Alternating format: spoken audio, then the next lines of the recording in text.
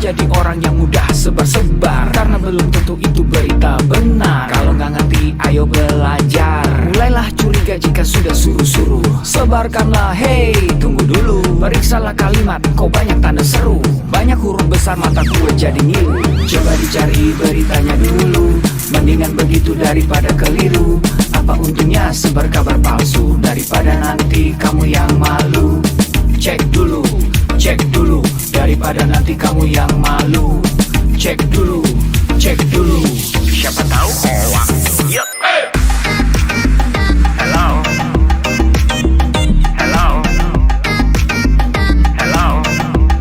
siapa tahu hoax. Yup. Hello,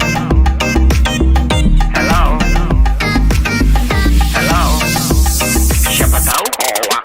Hoax itu konten yang negatif, tujuannya itu ya provokatif. Paling cocok buat orang yang sensitif. Kalau ke gue ya gak efektif, tapi semua suka yang positif. Misalnya video yang inspiratif, meme yang lucu, itu juga sih positif, kreatif, dan produktif. Coba dicari beritanya dulu, mendingan begitu daripada keliru. Apa untungnya sebar kabar palsu, daripada nanti kamu yang malu. Cek dulu, daripada nanti kamu yang malu. Cek dulu, siapa tahu hoax. Yup. Hello,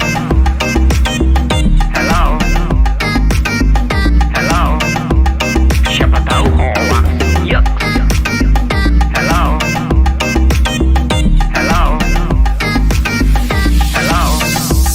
siapa tahu hoax.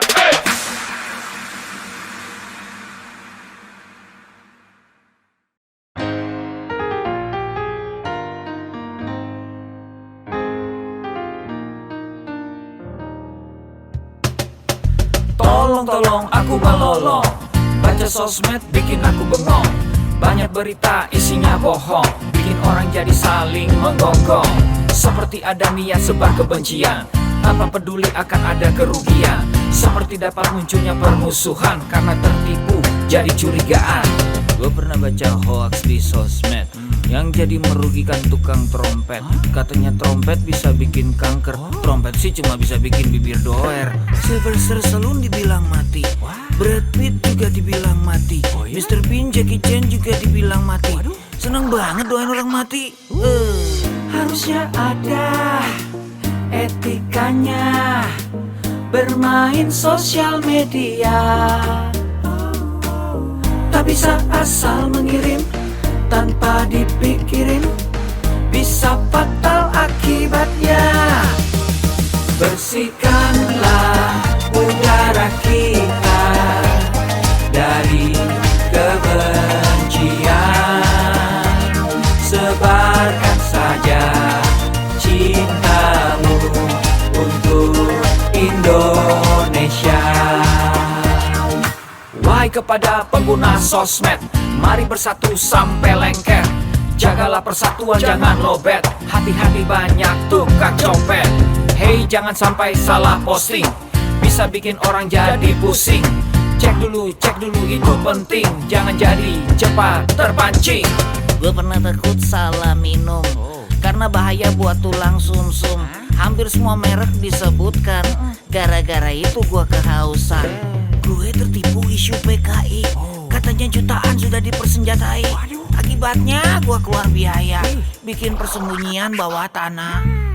Harusnya ada etikanya bermain sosial media. Tak bisa asal mengirim tanpa dipikirin, bisa fatal akibatnya. Bersihkanlah udara kita dari kebencian. Sebarkan saja cintamu untuk Indonesia.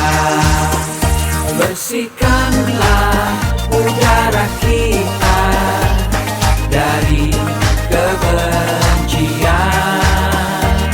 Sebarkan saja cintamu untuk Indonesia.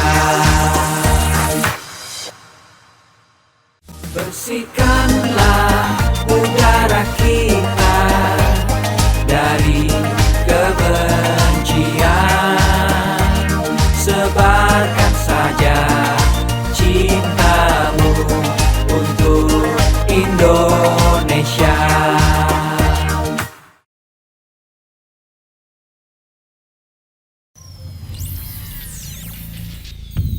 Selamat datang di Indonesia Makin Cakap Digital, langsung dari 34 provinsi, 514 kabupaten kota, diikuti lebih dari 500.000 talenta digital.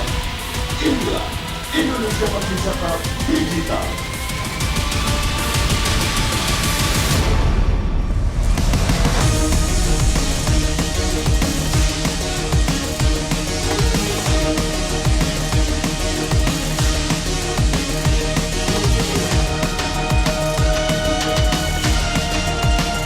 Saya luncurkan program literasi digital nasional hari ini.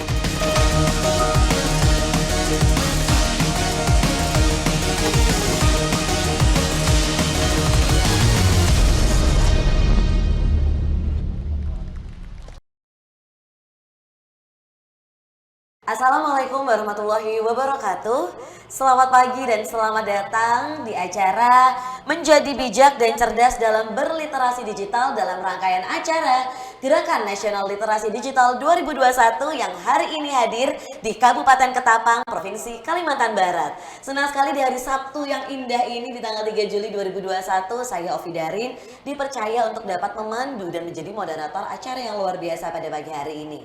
Namun sebelumnya, apabila kita boleh mencari dulu, melihat dulu seperti apa sih latar belakang diadakannya acara hari ini, yaitu adalah berdasarkan adanya fakta bahwa teknologi informasi dan komunikasi di Indonesia yang rupanya semakin berkembang pesat. Hal ini dibuktikan oleh angka penetrasi pengguna internet di Indonesia yang mencapai angka 73,3%. Dan berdasarkan dari fakta tersebut, Presiden Republik Indonesia Bapak Joko Widodo akhirnya menetapkan percepatan transformasi digital untuk mencapai Digital Nation di masa pemerintahannya yang kedua ini sebagai salah satu visi utamanya. Dan sesuai arahan dari visi Presiden tersebut, Kementerian Komunikasi dan Informatika bersama mitra jejaring GNLD Siberkreasi menyusun sebuah peta jalan literasi digital tahun 2021-2024 guna meningkatkan partisipasi digital masyarakat, mendorong pengembangan ilmu pengetahuan masyarakat di bidang teknologi, informasi, dan komunikasi, serta mendorong kecakapan transformasi digital dalam pemanfaatan teknologi baru. Nah, dalam peta jalan ini dirumuskan ada 4 kerangka dalam menyusun literasi digital. Ada yang namanya digital skills, digital ethics, digital safety, dan ada digital culture. Yang ada juga yang namanya 3 kerangka program literasi digital yang sudah disusun untuk materi dan juga topik kurikulum yang diajarkan ke masyarakat. Terdiri dari digital society, digital economy, dan juga digital government. Oleh karena itu, Kementerian Komunikasi dan Informatika, khususnya Direktorat Pemberdayaan Informatika dan juga Direktorat Jenderal Aplikasi Informatika akan melaksanakan kegiatan literasi digital untuk meningkatkan kemampuan dan pemahaman masyarakat penggunaan teknologi informasi dan komunikasi dan internet yang baik dan benar melalui implementasi program literasi digital yang meliputi 34 provinsi, 514 kabupaten dan juga kota serta 110 mitra strategi siberkreasi dan juga stakeholders terkait lainnya. Hari ini, Gerakan Nasional Literasi Digital 2021 hadir di Kabupaten Ketapang, Provinsi Kalimantan Barat dengan 4 narasumber yang luar biasa hari ini. Tapi sebelumnya, kita akan sedikit menjabarkan yaitu beberapa tata tertib yang harus dipatuhi oleh seluruh peserta yang mengikuti acara pada pagi hari ini. Yaitu yang pertama, tetap patuhi dan ikuti protokol kesehatan yang berlaku, matikan mic atau juga mute, dan selalu nyalakan video kamera Anda. Lalu peserta juga tidak diperkenankan untuk mencoret-coret layar. Peserta tidak diperkenankan untuk menyela pada saat narasumber berbicara. Apabila ada pertanyaan, silahkan tulis di kolom chat dengan format nama, nomor handphone, email, dan saya akan bacakan di akhir acara setelah 4 narasumber selesai berbicara. Lalu berikutnya, peserta diharap untuk mengerjakan pretest dan juga post-test. Peserta akan mendapatkan e-sertifikat setelah mengisi post-test dan juga absen. Dan nanti akan dibagikan di kolom chat seperti apa formatnya. Dan terakhir, aplikasi Siberkreasi sudah dapat di-download di App Store dan juga Play Store. Berikutnya, bersama-sama mengawali acara pada pagi hari ini, kita akan mendengarkan sambutan dari Presiden Joko Widodo. Tapi sebelumnya, bersama-sama kita akan menyanyikan lagu Indonesia Raya 3 stanza.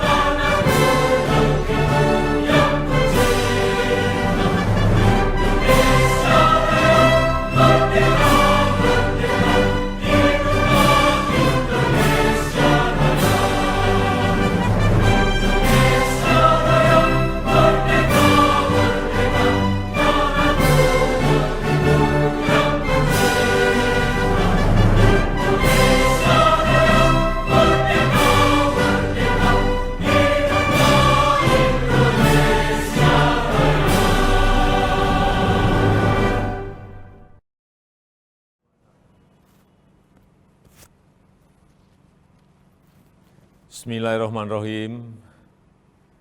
Assalamualaikum warahmatullahi wabarakatuh. Salam sejahtera bagi kita semuanya. Shalom, Om Swastiastu, Namo Buddhaya, Salam Kebajikan. Yang saya hormati para Menteri Kabinet Indonesia Maju, para Gubernur, Bupati, dan Wali Kota di seluruh tanah air Indonesia, hadirin dan undangan yang berbahagia. Pandemi membuka kesempatan luas bagi kita untuk melakukan transformasi digital secara besar-besaran. Pembangunan infrastruktur digital terus kita percepat. Ekonomi digital, terutama untuk UMKM, terus diperbanyak dan terus ditingkatkan. Pemerintahan digital juga terus diperkuat dan masyarakat disiapkan agar lebih cakap digital. Insya Allah pada akhir tahun 2022, 12.548 desa kelurahan akan terjangkau sinyal 4G. Percepatan 10 tahun lebih maju dari rencana sebelumnya yang selesai pada tahun 2032. Infrastruktur digital tidak berdiri sendiri. Jadi saat jaringan internetnya telah tersedia, harus diikuti kesiapan pengguna internetnya, agar manfaat positif internet dapat dioptimalkan untuk membuat masyarakat semakin cerdas dan produktif. Sebaliknya, efek negatifnya harus dapat terus ditekan, terus diminimalkan. Bapak Ibu yang saya hormati, tantangan di ruang digital semakin besar, sangat besar. Konten-konten negatif terus bermunculan. Kejahatan di ruang digital terus meningkat. Hoax, penipuan daring, perjudian, eksploitasi seksual pada anak, perundungan siber, ujaran kebencian, radikalisme berbasis digital perlu terus diwaspadai karena mengancam persatuan dan kesatuan bangsa. Kewajiban kita bersama untuk terus meminimalkan konten negatif, membanjiri ruang digital dengan konten-konten positif, banjiri terus, isi terus dengan konten-konten positif. Kita harus tingkatkan kecakapan digital masyarakat agar mampu menciptakan lebih banyak konten kreatif yang mendidik, yang menyejukkan, yang menyerukan perdamaian. Internet harus mampu meningkatkan produktivitas masyarakat, membuat UMKM naik kelas, perbanyak UMKM onboarding ke platform e-commerce, sehingga internet bisa memberi nilai tambah ekonomi bagi seluruh lapisan masyarakat. Hadirin sekalian, literasi digital adalah kerja besar. Pemerintah tidak bisa bekerja sendirian. Perlu mendapatkan dukungan seluruh komponen bangsa agar semakin banyak masyarakat yang melek digital. Saya memberikan apresiasi kepada 110 lembaga dan berbagai komunitas yang terlibat dalam program literasi digital nasional ini. Saya harap gerakan ini menggelinding dan terus membesar, bisa mendorong berbagai inisiatif di tempat lain, melakukan kerja-kerja konkret di tengah masyarakat, agar makin cakap memanfaatkan internet untuk kegiatan edukatif dan produktif. Saya rasa itu yang bisa saya sampaikan. Dan dengan mengucap Bismillahirrahmanirrahim, saya luncurkan program literasi digital nasional hari ini. Terima kasih. Wassalamualaikum warahmatullahi wabarakatuh. Om Santi Santi Santi Om. Namo Buddhaya.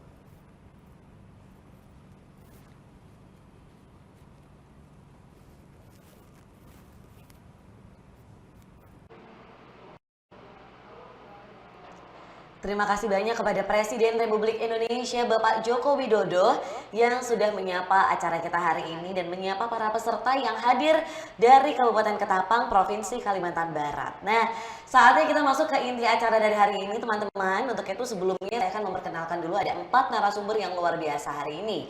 Yaitu yang pertama nanti kita akan ngobrol sama Kak Alexander Dimas yang akan bercerita tentang tips dan pentingnya berinternet yang sehat. Lalu kemudian berikutnya ada Pak Muhammad Ulil Fahri SPD MTI yang akan cerita tentang AI atau kecerdasan buatan atau artificial intelligence. Wah, seperti apa? Nanti kita akan kupas lebih lanjut ya. Lalu kita ada Kak Dita Oktari Maudea yang akan cerita tentang bijak dalam bermedia sosial. Lalu ada Kak Rizky Firmansyah yang akan mengenalkan budaya Indonesia melalui literasi digital. Semua akan memaparkan presentasi yang luar biasa, tentunya juga unik dan akan berinteraksi dengan teman-teman semuanya. Tapi gimana cara berinteraksinya? Nah, teman-teman silakan bertanya apabila menemukan sesuatu yang unik dari para narasumber kita atau mungkin membutuhkan informasi yang lebih, silakan tulis nama, nomor handphone, email di kolom chat di bawah. Dan tenang aja, khusus hari ini untuk 10 orang dengan penanya yang paling menarik pertanyaannya ataupun paling lucu, paling unik, paling seru, paling baik akan terpilih dan mendapatkan pulsa masing-masing Rp50.000 untuk 10 orang pemenang. Jadi jangan sampai kelewatan. Dan jangan sampai tidak bertanya hari ini ya ke narasumber kita yang luar biasa. Baik, langsung saja tidak perlu berlama-lama, kita langsung ngobrol aja yuk bersama dengan narasumber kita yang pertama, yaitu ada Kak Alexander Dimas yang akan cerita tentang tips dan pentingnya berinternet sehat. Nah, kalau boleh ceritakan sedikit, Kak Alexander Dimas ini adalah Regional Business Leader dari APEC of Honeywell dan juga CEO dari Ragam Aset. Selamat pagi Kak Alexander Dimas. Halo, pagi, gimana? Ini sehat dong? Alhamdulillah sehat. Terdengar suara saya jelas ya? Asik. Jelas. Oke, Alexander Dimas boleh dong langsung aja sharing sama teman-teman di Ketapang, Kalimantan Barat nih tentang apa sih pentingnya berinternet yang sehat? Oke, silakan. Share screen. Udah bisa kelihatan share screen Sarah? Oke, kelihatan, aman. Oh, kelihatan ya. Oke. Selamat pagi teman-teman sekalian. Perkenalkan saya Alex. Di sini di kesempatan ini pagi ini semoga tetap semangat yang pertama, dan di mana saya ingin mencoba sharing tentang pentingnya kita menggunakan keamanan atau cyber safety dalam berinternet untuk bisa memperoleh internet sehat bagi kita semua. Nah, maka dari itu mungkin dari teman-teman sekalian masih awam apa itu cyber security atau cyber safety. Cyber safety atau cyber security ini adalah bentuk keamanan saat kita mengakses internet atau dalam penggunaan teknologi internet sendiri. Mungkin sejak ditemukannya di era 20 tahun lalu, 25 tahun yang lalu, internet semakin hari semakin banyak memiliki kemungkinan dan terjadinya kejahatan online. Maka dari itu, dengan adanya cyber security diharapkan kita memiliki cara untuk mendapatkan keamanan, kenyamanan dalam penggunaan internet itu sendiri. Dan bahkan untuk cyber safety atau cyber security ini selalu diperingati setiap tahunnya di bulan Februari. Maka dari itu diperingati pun ini bisa kita perhatikan bahwa sangat penting penggunaan atau memiliki cyber security ini dalam mengakses dan menggunakan teknologi internet. Nah, di sini apa sih sebenarnya cyber security itu dan bagaimana sih kesinambungannya dengan penggunaan internet sehat sendiri? Nah, di sini terlihat bahwa gerakan internet sehat itu timbul karena ya itu tadi, karena di dunia maya terlalu bebas, terlalu belum ada hukum yang begitu ketat, meskipun ya di Indonesia sudah memiliki undang-undang UU ITE yang mungkin teman-teman sudah sangat paham dan familiar karena sering banget dibicarakan di media. Namun disinyalir masih terdapat beberapa hal yang belum tercover atau belum tercantum di pasal-pasal tersebut. Maka dari itu baiknya kita sebagai pribadi yang selalu mengakses internet tiap hari ini juga mengetahui gimana cara mendapatkan internet yang sehat, gimana caranya kita bisa mengakses keamanan dan mendapatkan keamanan dalam mengakses internet seperti itu. Karena banyak contoh kejahatan-kejahatan yang terjadi di internet seperti pelanggaran hak cipta karya, terus kemudian melakukan bullying, terus kemudian penghinaan kata-kata sara, dan aktivitas kejahatan lainnya seperti itu. Jadi memang perlu kita waspadai bahwa kejahatan hari ini nggak terjadi secara offline aja atau secara fisik aja, tapi juga terjadi secara online dan itu semakin banyak, tidak semakin berkurang. Nah, ini di sini saya juga ingin sedikit meng-share bagaimana tips dan menjalankan internet sehat dan aman. Nah, ini tips dan memperolehnya seperti apa sih biar kita mengakses internet itu secara aman, kemudian kita bisa mendapatkan internet secara sehat. Nah, ini yang pertama mungkin menjaga agar informasi pribadi kita tetap profesional dan terbatas.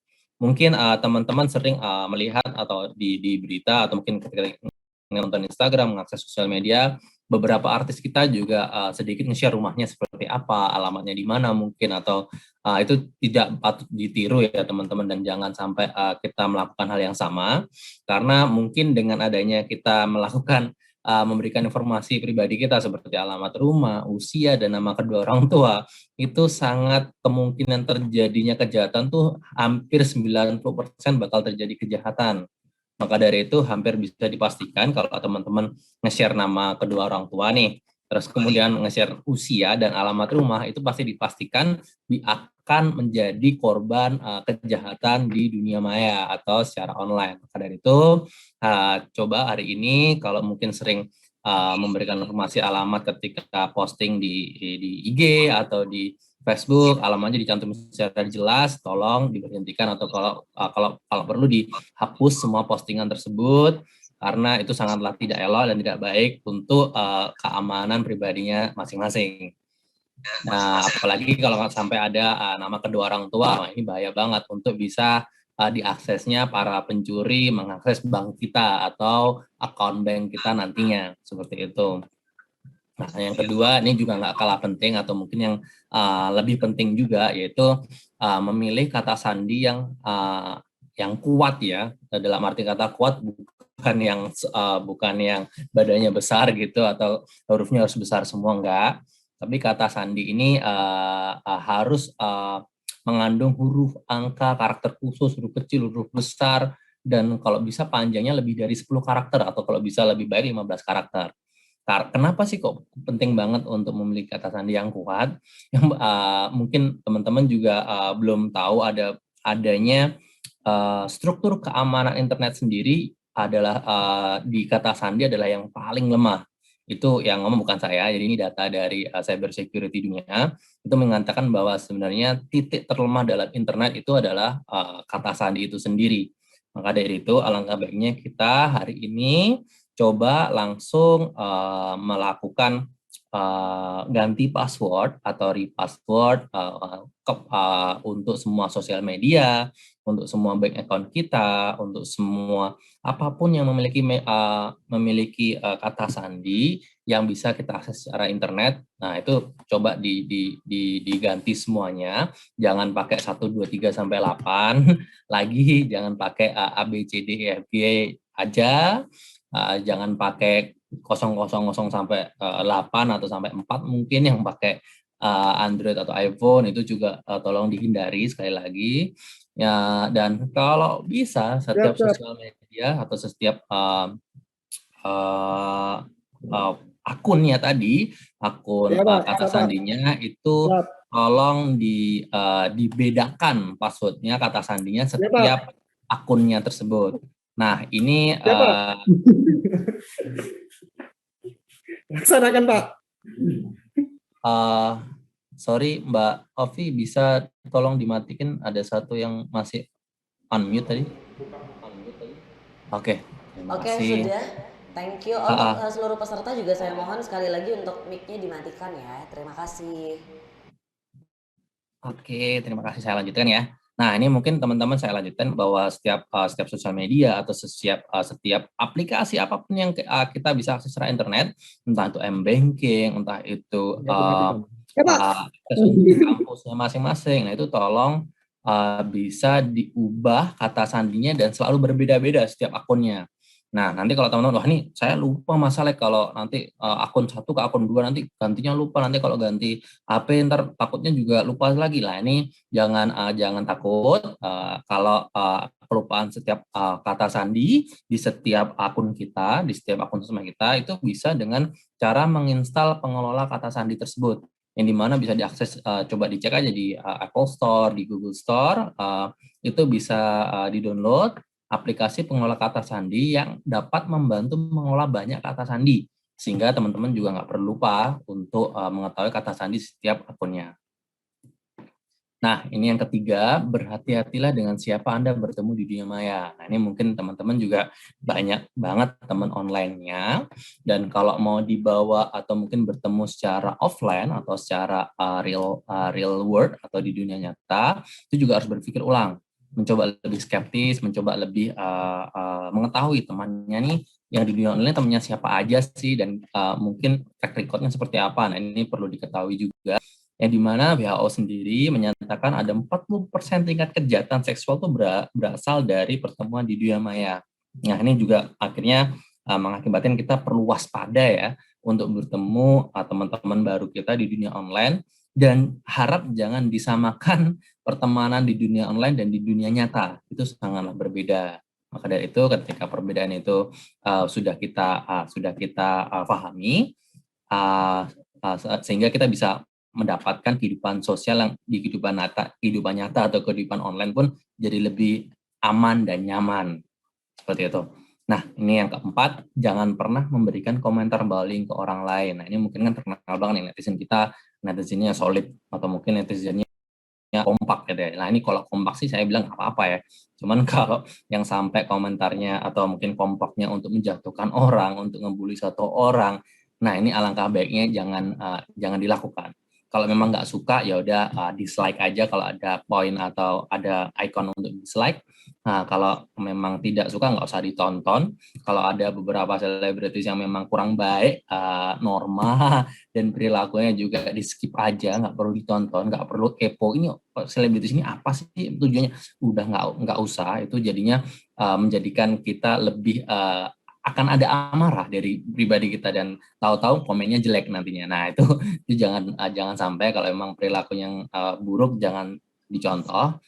Dari di sini saya ingatkan juga bahwa di Indonesia sendiri ternyata ada pasal UIT lagi yang sudah saya jelaskan di atas, yang dimana bisa menjerat pelaku-pelaku komentar bullying atau komentar kasar, komentar yang tidak patut di setiap sosial media atau di berbagai macam sosial online platform. Nah, maka dari itu coba teman-teman lebih berhati-hati lagi, jangan sampai kita terjerat pasal tersebut, atau mungkin ya setidaknya lebih baik lah, menjadi pribadi yang lebih baik untuk tidak mencela satu sama lain, yang dimana intisari menjadikan kehidupan sosial media tetap tenang dan nyaman adalah dengan mendapatkan internet yang sehat kan. Nah, di situ kan internet sehat penting untuk tidak memberikan komentar-komentar buruk ke orang lain di sana.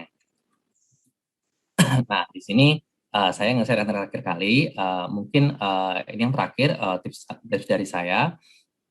Di sini ada data yang saya ambil dari WHO sendiri.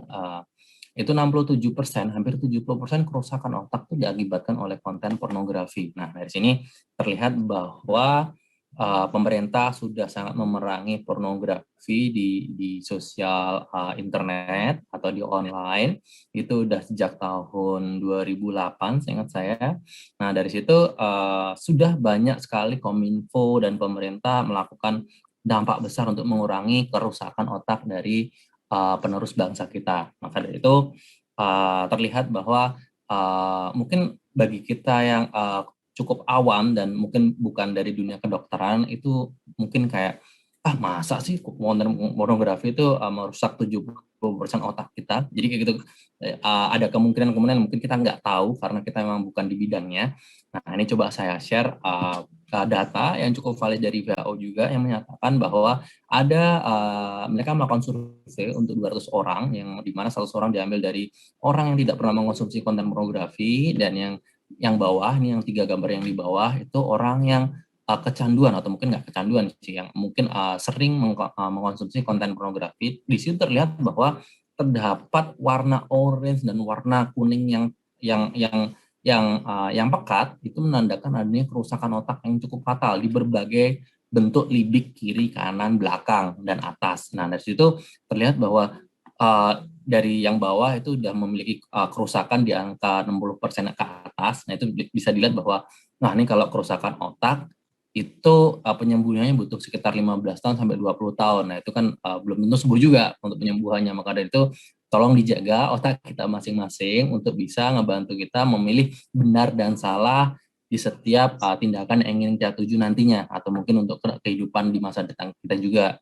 Kalau mungkin luka jatuh itu bisa disembuhin selama sebulan. Nah, ini kalau otak butuh bertahun-tahun atau puluhan tahun untuk bisa disembuhin. Maka dari itu tolong dijaga otak kita, jauhi konten pornografi, dan tetap sehat dalam menggunakan internet.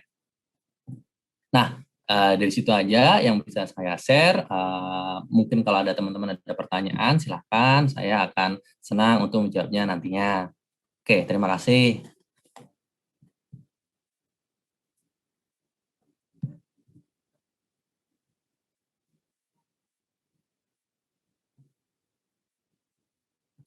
Sudah Mbak Ovi, kalau dari saya?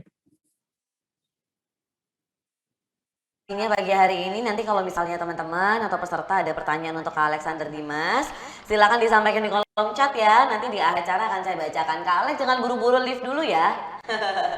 Oke, terima kasih banyak Kak Alex. Ya, sama-sama. Nah, kita berpindah ke narasumber kita berikutnya nih teman-teman. Kalau tadi sama Kak Alex, kita cerita tentang tips dan pentingnya berinternet yang sehat, kita hindari konten-konten atau juga website-website yang kurang baik gitu ya. Nah, sekarang kita juga akan berkenalan dengan suatu kecerdasan buatan yang sebenarnya sudah sering kita gunakan pengaplikasiannya sehari-hari di banyak aplikasi. Apa itu? Itu adalah artificial intelligence. Kita akan cerita sama dosen AMKI Ketapang, Bapak Muhammad Ulil Fahri SPD MTI. Selamat pagi Bapak. Pagi Kak. Halo Pak, mau cerita tentang apa nih hari ini? Silahkan dikenalin ke teman-teman yang ada di Ketapang, Kalimantan Barat. Silahkan. Ya, yang langsung share screen nih Kak, atau gimana? Boleh. Oke. Ini bisa dilihat Kak, share saya? Sebentar. Oke, aman. Silahkan. Oke. Assalamualaikum warahmatullahi wabarakatuh. Selamat pagi ya semuanya. Jadi perkenalkan, nama saya Muhammad Ulil Fahri.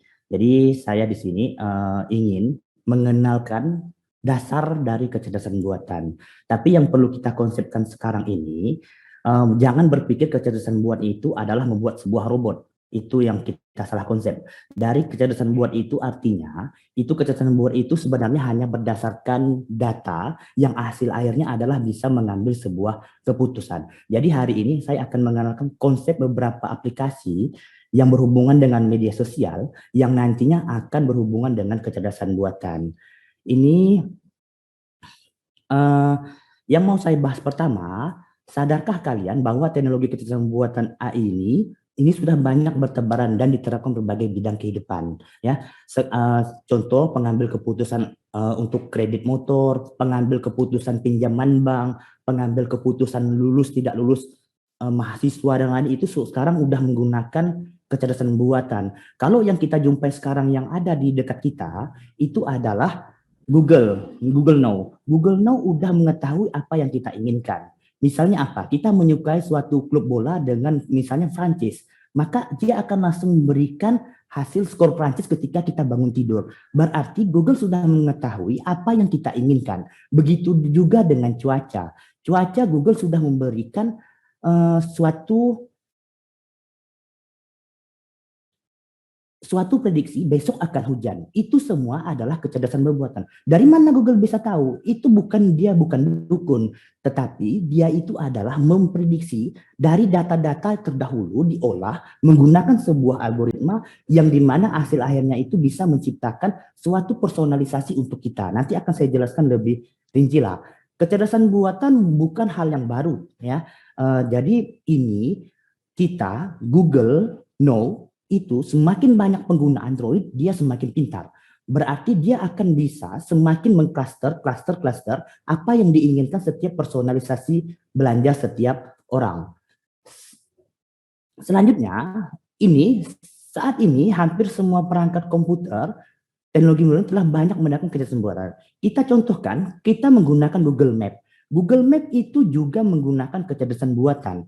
Itu menggunakan apa? Itu menggunakan sebuah algoritma Grab namanya. Jadi dengan menggunakan algoritma Grab ini, dia akan bisa memprediksi kemana tujuan kita dan di mana jalur-jalur kita yang ingin kita lalui agar tidak terkena macet.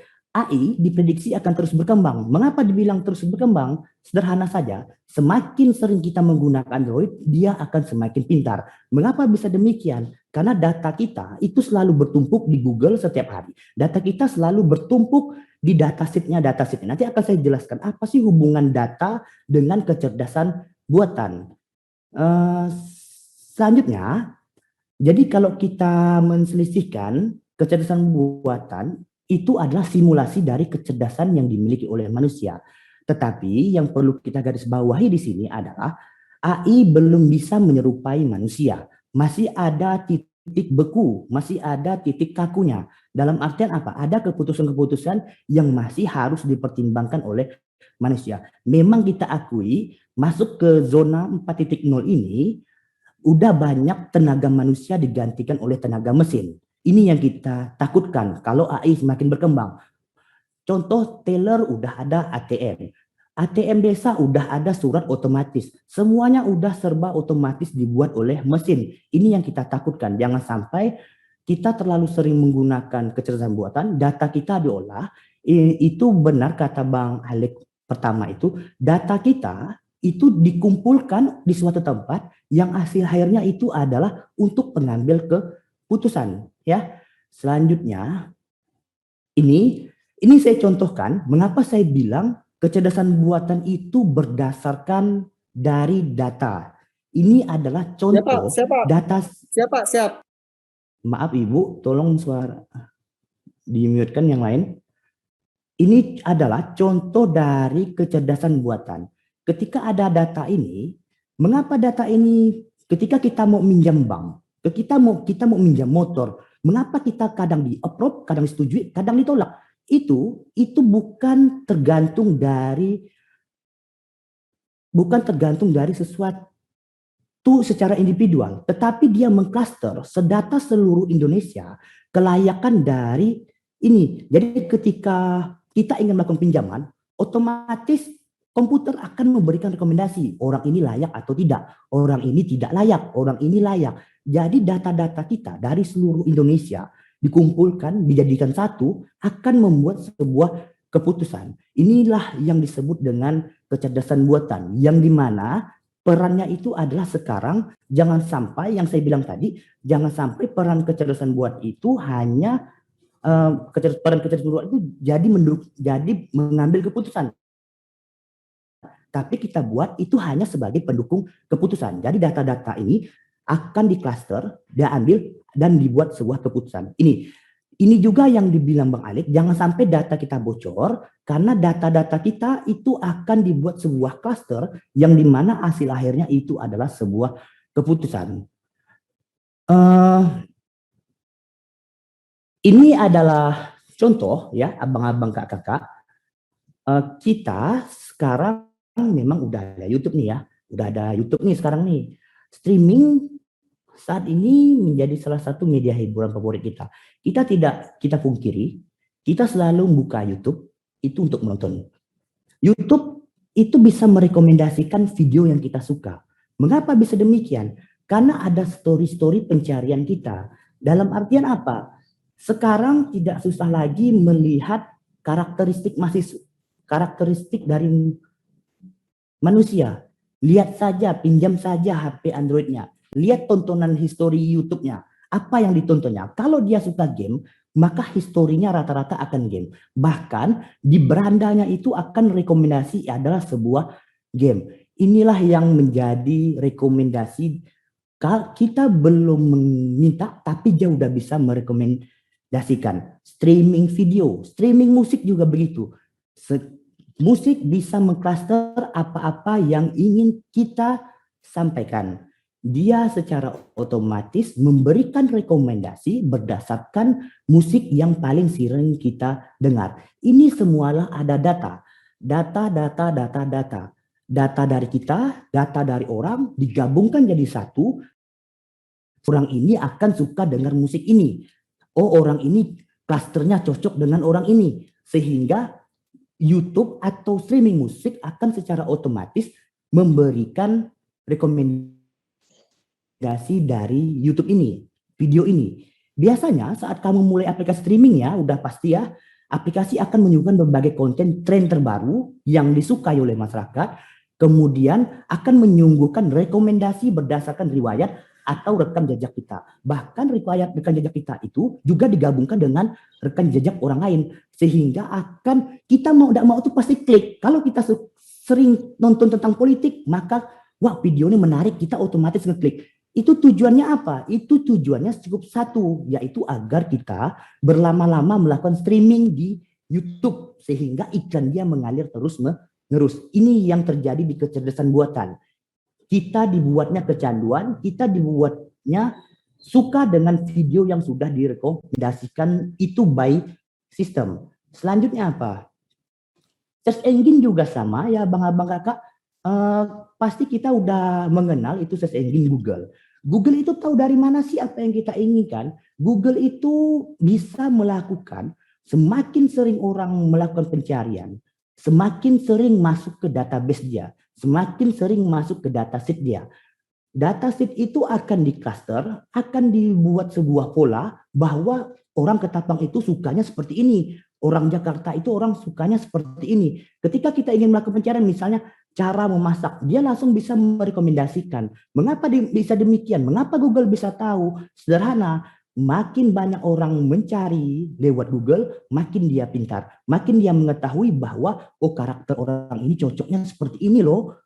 Oh, bahwa algoritmanya seperti ini yang cocok untuk orang yang seperti ini. Inilah inilah yang dari cara kerja search engine. Makanya ketika kita melakukan search engine, ketika orang A mencari tentang A, orang B tentang mencari B, itu tidak sama hasil pencariannya. Itu bisa beda. Mengapa bisa beda? Karena Google melakukan sebuah algoritma yang hasil akhirnya itu adalah mengcluster ini pencarian cocok dengan ini cocok dengan pencarian orang ini. Kita dibuat secara psikologi membuat personalisasi pribadi kita itu bocor ke search engine. Oke, selanjutnya sama juga dengan fitur selfie ya, Bang Kakak. Fitur selfie saat kamu berfoto ria ini dengan smartphone, kamu pasti menambahkan fitur kamera. Mau dibuat cantik kah?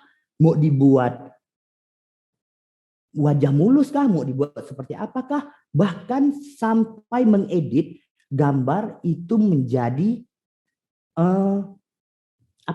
lebih muda, lebih tua. Tetapi ada yang lebih seram sekarang. Yang lebih seram sekarang adalah kecerdasan buatan mampu menirukan wajah seseorang dalam bentuk video. Mengapa demikian? Ini bisa disalahgunakan ketika misalnya ada video-video tersebar yang berbau porno, ada wajah orang tertentu. Padahal itu adalah buatan dari kecerdasan buatan. Ini yang harus kita hindari. Dalam artian apa? Kecerdasan buatan. Semakin kita sering berfoto, semakin kita sering mengirim foto ke media sosial kita, foto-foto kita itu bisa dicuri untuk di-fake ke video orang lain. Itu berbahayanya. Ya, kalau kita punya musuh yang sekeren itu, mati kita, berbahaya kita. Selanjutnya apa? Yang contoh ini adalah GPS. GPS ini teknologi yang sangat rumit ya. Makanya ada istilah dengan namanya big data. Jadi GPS ini sebenarnya Bang Kakak itu mengumpulkan perjalanan seluruh orang di dunia. HP kita, Android kita itu selalu mengirim data setiap menit, setiap detik bahkan. perjalanan kita. Oh, orang ini nanti berjalannya ke sini. Oh, Pak Ulil nanti akan berjalan ke sini. Google udah tahu itu. Dia akan memprediksi kalau hari Rabu Pak Ulil sering terlambat. Oh, kalau hari ini Pak Ulil sering masuk tepat waktu. Jadi Google itu udah tahu. Mengapa dia bisa tahu? Karena dia melacak perjalanan kita setiap hari. Bagaimana kagak terlacak? Matikan saja GPS kita. Tapi catatan, kalau GPS kita mati, maka fitur Google Map juga mati. Jadi kita disungguhkan suatu pola yang membuat kita bingung apakah kita mau menghidupkan atau mematikan, karena ada sisi negatif dan ada sisi yang positif. Contoh lagi yang ini saya memberikan contoh saja karena memang terus terang kalau untuk mata kuliah untuk kecerdasan buat ini adalah mata kuliah 1 semester. Jadi kalau saya jabarkan per algoritma mungkin akan rumit. Jadi akan saya berikan contoh-contoh saja biar agar penyegaran apa sih kecerdasan buatan itu, apa sih, mengapa data kita digunakan. Ini saya kembali ke topik saya. Pemesanan ojek online itu sama ya Bang Agak. Itu sekarang kalau yang aplikasi-aplikasi itu driver udah bisa memilih, memastikan itu secara otomatis semua. Ya, program ini selalu di-upgrade. Dalam artian apa? Driver itu dalam artian ini rekomendasi daerah yang paling banyak, ini daerah yang paling dikit. Begitu. Jadi dalam artian apa? Secara otomatis yang memilih adalah by system, by AI, by semua kecerdasan buatan. Saya mau lanjut lagi di sini. Video game juga menggunakan kecerdasan buatannya abang-abang kakak. Jadi dengan kecerdasan buatan itu, video game itu sekarang udah dibantu. Mengapa masuk ke video game? Semakin hebat kalian, semakin hebat juga komputer. Ketika ada upgrade baru, komputer makin hebat. Mengapa komputer makin hebat ya? Mengapa dia bisa mengcluster antara lawan A dengan lawan B? Itu data-data kita dikumpulkan, pertarungan kita dikumpulkan, akan dianalisis menjadi sebuah algoritma cluster. Nah, saya tadi kan nyebut cluster nih, nanti akan saya jelaskan apa sih yang saya maksudkan dengan sebuah cluster. Oke, ini saya contohkan lagi di dunia internet marketing. Kalau boleh jujur, internet marketing pasti sudah tidak asing lagi nih di berbagai online usaha shop. Tahukah kalian, kalau kita beriklan di Facebook, kita bisa mensasar orang yang ingin kita lakukan. Jadi kita tidak sasaran target itu tidak terlalu luas. Kita bisa membatasi per daerah. Kalau kita beriklan di Facebook ya, kita bisa membatasi per umur. Misal target kita umurnya yang rentang 15 sampai 30. Jadi rentang itu kita bisa, yang hebatnya itu targetingnya itu bisa per lokasi. Jadi misalnya kita jualan di Ketapang nih ya, abang-abang kakak. Kan enggak mau kalau kita terlalu iklan Facebook, orang Jawa pun lihat, orang Jakarta pun lihat. Kita bisa targeting yang melihat itu hanya orang Ketapang saja. Dan kita lihat pasar segmen kita apa. Kalau pasar kita itu yang umurnya hanya di bawah 20, di bawah 30, berarti kita bisa mentarget umurnya hanya yang di bawah 30. Inilah. Google juga sama. Media sosial juga sama. Media sosial juga menggunakan kecerdasan buatan. Mengapa saya bilang? Dengan kecerdasan buatannya, kita bisa bertemu teman-teman kita yang lama. Google bisa merekomendasikan bahwa ini teman kamu. Mengapa dia bisa begitu? Karena ada satu aliran ke aliran. Ini semua adalah kecerdasan buatan. Sama juga dengan penerjemah, translator. Penerjemah juga menggunakan kecerdasan buatan. Text to voice, voice to text. Dalam artian apa? Suara kita diterjemahkan ke dalam komputer. Bahkan kita sekarang tidak susah lagi mengetik tik gitu. Kita cukup mengetik dengan suara, ada aplikasinya. Semua itu sudah dipermudah. Sekarang kerja kita udah dipermudah. Kalau dulu ngetik capek gini, sekarang kita ngetik pakai suara, udah jadi. Saya membuat jurnal itu sampai 10 halaman. Saya ketik hanya 50%, sisanya saya dikte, kan lebih mudah. Jadi mengapa bisa demikian? Ketika kita mengetik mungkin ada yang lupa, tetapi kalau kita berbicara dengan voice, dengan suara, maka kita seperti mendikte saja. Ini enaklah kecerdasan buatan. Sama juga dengan belanja online ya, abang-abang agak. Pasti mohon maaf kalau saya membuat iklan, pernah belanja di Shopee, begitu ya. di barang-barang di Shopee, pasti itu barang-barang yang kalian suka di beranda itu. Mengapa bisa demikian? Dia juga mengklaster, dia juga merekomendasikan berdasarkan pencarian, berdasarkan barang kesukaan kita. Berarti data kita itu adalah diolah, ada algoritmanya. Semuanya ada algoritma sehingga dia bisa merekomendasikan tas ini cocok dengan kita. Padahal kita tidak mau nih mau belanja, tapi kita iseng nih buka Shopee, buka iseng, ada barang yang menarik. Itulah hebatnya kecerdasan buatan. Hasil akhirnya itu adalah transaksi penjualan. Ini yang saya bilang tadi, abang-abang kakak. Di sebelah kiri saya itu adalah contoh pohon keputusan yang berdasarkan kecerdasan buatan algoritmanya. Ini bagaimana mahasiswa bisa ditentukan ikut skripsi atau tidak. Yang di gambar kedua, yang gambar orang itu adalah sebuah data sheet. Kita ada barang nih, kita ingin survei.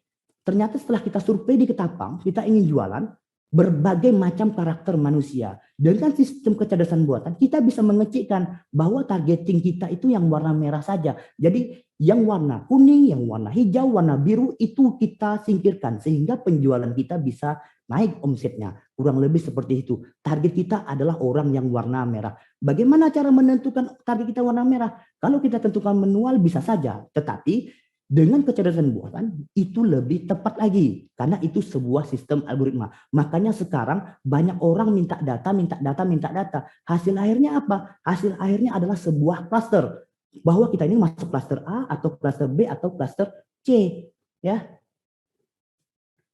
Ini yang saya bilang tadi, ada supervised learning dalam artian apa? Ada data, tumpukan data ini luas, ya. Luas sekali, banyak nih. Misalnya satu kabupaten Ketapang nih ada manusia. Selanjutnya dimasukkan ke sebuah algoritma, dimasukkan ke sebuah kecerdasan buatan, diproses. Ternyata orang Ketapang itu ada 3 klaster. Ada klaster merah, ada klaster biru, ada klaster ungu. Klaster-klaster inilah yang kita lihat cocok dengan penjualan kita itu apa? Sesuai dengan kebutuhan. Kalau target kita ingin jualan, berarti kita bisa melihat oh ini penjualnya memang cocok untuk yang warna merah. Berarti orang-orang yang warna biru dan ungu kita singkirkan. Jadi kita itu tidak terlalu mencari ikan di dalam lautan yang terlalu luas. Kita ada targeting yang kita fokuskan. Ini adalah learning, unsupervised learning. Artinya apa? Ini adalah anomali deteksi. Contohnya apa? Anomali deteksi itu sering dilakukan di kasus-kasus kalau misalnya itu kasus keuangan, ada sebuah data dengan kecerdasan buatan akan dapat dilihat data yang transaksi tahun berapa yang aneh. Itulah anomali deteksi. Dia akan bisa melihat, oh kok data ini aneh, kok data ini wajar. Akan dibuat 2 klaster, klaster normal dan klaster abnormal. Maka diselidikilah klaster yang abnormal. Ya, abang-abang kakak. Oke. Kalau kita hubungkan dengan kecerdasan buatan, dengan media sosial, apa yang jadinya? Bahwa status-status yang kita buat, itu bisa dianalisis, bisa diteliti. Semakin sering abang-abang kakak-kakak membuat status, kita bisa membuat karakter. Oh orang ini klasternya seperti ini nih, sifat pribadinya seperti. Jadi kita tidak perlu berjumpa dengan orang tersebut. Kita cukup copy paste saja statusnya, kita udah bisa melihat orang ini klasternya seperti ini. Ini jika kalian abang-abang kakak mau belajar lebih detail tentang kecerdasan buatan atau datasheet bisa melihat di website Kaggle. Ya. Kemudian ini ada contoh yang menarik yaitu bagaimana bukan bagaimana tenggelamnya kapal Titanic, tetapi apa saja orang yang selamat di kapal Titanic berdasarkan data-data sheet. Jadi intinya datalah yang berperan dalam kecerdasan buatan. Sekarang yang mau kita simpulkan adalah close dari saya, data itu sekarang sangat penting. Perangkat keras hilang dicuri bisa dibeli. Kalau data hilang itu akan kita kesulitan. Oke, waktu saya hanya diberikan 20 menit untuk bukan mata kuliah, untuk rangkuman ini. Jadi saya akhiri, terima kasih. Saya membalikkan ke MC. Terima kasih banyak untuk Pak Ulil presentasinya pagi hari ini. Iya. Saya jadi lebih mengerti dan lebih sadar bahwa ternyata artificial intelligence itu benar-benar sudah ada di sekitar kita ya Pak ya. Selama ini gitu. Oke, baik, terima kasih banyak Pak Ulil. Nanti kalau misalnya ada pertanyaan untuk Pak Ulil, silahkan disampaikan di kolom chat ya teman-teman. Nanti Pak Ulil akan menjawab di akhir acara. Dan semoga pertanyaannya juga menarik biar kita semakin seru nih sharing-sharingnya, oke? Terima kasih banyak Pak Ulil sekali lagi. Dan sebelum kita berpindah ke narasumber yang sebelumnya, saya hanya ingin mengingatkan teman-teman. Dan sedikit saya bacakan lagi tata tertib kita hari ini. Yaitu yang pertama adalah peserta dianjurkan untuk tetap mengikuti protokol kesehatan yang berlaku. Lalu peserta harus dan wajib mematikan mic atau mute dan menyalakan video kameranya setiap saat. Peserta tidak diperkenankan untuk mencoret-coret layar. Peserta tidak diperkenankan untuk menyela semua narasumber pada saat sedang berbicara. Apabila ada yang ingin disampaikan atau ada yang ingin ditanyakan, silakan menunggu hingga akhir acara dan tulis pertanyaan Anda di kolom chat karena nanti saya akan bacakan ketika sesinya semua sudah selesai ya. Lalu berikutnya peserta akan menjalankan pretest dan juga post-test. Lalu peserta akan mendapatkan e-sertifikat setelah mengisi post-test dan juga absen. Absen akan dibagikan di akhir acara di kolom chat. Jadi pastikan Anda tidak meninggalkan acara hari ini dan tetap stay bersama kami di acara webinar Gerakan Literasi Digital Nasional 2021 sampai nanti acaranya selesai. Lalu aplikasi Ciberkreasi tentunya sudah bisa di-download di App Store dan juga Play Store. Nah, sekali lagi untuk absen nanti akan dibagikan di akhir acara ya teman-teman. Jadi dimohon untuk sabar dan mengikuti acara hingga selesai. Oke, 10 penanya terbaik, jangan lupa akan saya bagikan pulsa masing-masing Rp50.000 untuk pertanyaan yang paling menarik, paling seru, dan paling oke nih. Nanti akan kita pilih bersama dengan tim yang bertugas hari ini. Jadi pastikan Anda bertanya hari ini ke 4 narasumber kita dan berikan pertanyaan-pertanyaan terbaik Anda. Oke, kita akan masuk ke narasumber berikutnya. Kita akan ngobrol dengan Kak Dita Oktari Maudea, as model dan juga presenter yang akan cerita nih tentang bijak dalam bermedia sosial. Kak Dita, halo, selamat siang. Halo, selamat siang, Kak. Selamat siang Kak Dita. Oke, hari ini mau sharing tentang apa nih Kak Dita? Boleh diceritain ke teman-teman di Ketapang, Kalimantan Barat. Silahkan, waktunya 20 menit ya. Ya, selamat siang buat teman-teman semua. Pertama-tama saya ucapkan Assalamualaikum. Kemudian Adil Katalino Bacuramin Kak Saruga Bahasa Ingat Kak Jubata Arus. Ya, kita langsung aja ya sharingnya santai, kita ngobrol gitu. Karena di sini Dita lebih memahami teman-teman milenial maupun ibu-ibu yang aktif di media sosial terutama Facebook ya. Oke, sesuai dengan judul Dita sendiri yaitu bijak dalam bermedia sosial. Oke. Jari jemari itu sangat berbahaya ya teman-teman ya, apalagi untuk kaum milenial. Kaum milenial itu emosionalnya itu kadang tuh nggak stabil. Jadi ada alangkah lebih baiknya sebelum kita memposting nih, sebelum kita mengetik sesuatu untuk dibagikan ke media sosial, alangkah lebih baiknya kita buat mencerna dulu, ini tuh ditujuin untuk ke siapa, ntar efeknya apa aja. Karena sorry to say, kalau kita udah mempublish sesuatu, baik itu foto, video, maupun kata-kata, itu akan dibaca seluruh dunia. Ya teman-teman ya. Jadi bijak dalam media sosial itu bijak dalam cara ngobrol di videonya. Mungkin cara pengetikan dalam pemberian caption di media sosialnya. Terutama untuk ibu-ibu yang di Facebook, teman-teman milenial, kadang kita nggak tahu ya, ada akun fake. Semisalnya akun fake yang kita nggak tahu ini siapa ya. Mungkin ini bisa jadi tips buat teman-teman juga milenial untuk mengontrol emosi. Ada akun fake yang masuk ke media sosial kalian dengan kalian memposting foto. Karena kita nggak tahu ya, nggak semua orang suka sama kita. Kadang ada yang akun fake buat komentar kayak ini dan memicu kita untuk melakukan hal-hal komentar yang buruk, dan itu tuh akan meninggalkan jejak digital. Jadi teman-teman harus mengontrol emosinya dalam memberikan komentar atau membalas komentar. Mungkin tipsnya dengan cara didiemin dulu, cukup dibaca komentar dari teman-teman atau akun-akun fake atau akun-akun yang nggak jelas, cukup dibaca aja. Kemudian kalian letakin dulu HP-nya, terus mikir dulu, ini enaknya aku balasnya kayak gimana ya? Ini enaknya aku mungkin mau kasih caption-nya gimana ya? Karena jarimu itu harimaumu. Kalau mungkin dulu mulutmu harimaumu, karena sekarang kita udah maju ya, teknologi udah menggunakan teknologi yang canggih semua. Kadang silaturahmi mulut itu jarang, tapi silaturahmi melalui media sosial itu sangat sering sekali ya kan teman-teman ya kan, karena kita sering bertegur sapa di media sosial. Nah, untuk caption, untuk membalas komentar atau penggunaan media-media sosial lainnya itu alangkah lebih baiknya kita filter dulu. Iya, karena mungkin even beda ada seseorang yang memang menghabiskan dan merasa nyaman gitu dunianya itu di media sosial.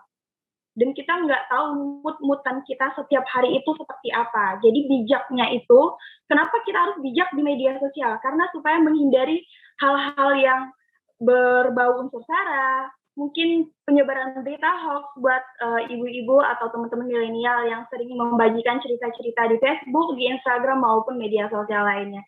Berbalik lagi ke berita hoax. Seringkali kita temuin berita hoax ini tuh beredarnya di media sosial Facebook ya teman-teman ya. Media digital yang paling cepat tersebar itu adalah Facebook, Twitter. Nah, untuk memfilter bagaimana cara mengetahui kalau ini tuh beritanya hoax, ini tuh beritanya benar, akurat. Pertama teman-teman baca dulu beritanya, kemudian searching di Google. Karena ada beberapa website dari Kominfo mungkin yang udah resmi, itu akan menampilkan jika itu tuh benar. Tapi kalau enggak, kayak misalnya website-website yang memang belum legal, itu tuh akan kelihatan gitu. Kayak kemarin contoh, mungkin teman-teman di Ketapang tahu ada penemuan bayi kemarin ya. Kebetulan saya Dita itu sebagai presenter di Ketapang TV. Kemarin itu sempat beredar berita hoax mengenai penemuan bayi. Penemuan bayi itu ternyata hoax. Itu ditemuin jam 11 malam, langsung besok paginya Dita ke Kominfo untuk memberitahu Kominfo bagaimana sih cara tips agar masyarakat Kabupaten Ketapang ini bisa memfilter bagaimana ini tuh berita hoax, ini tuh berita yang akurat.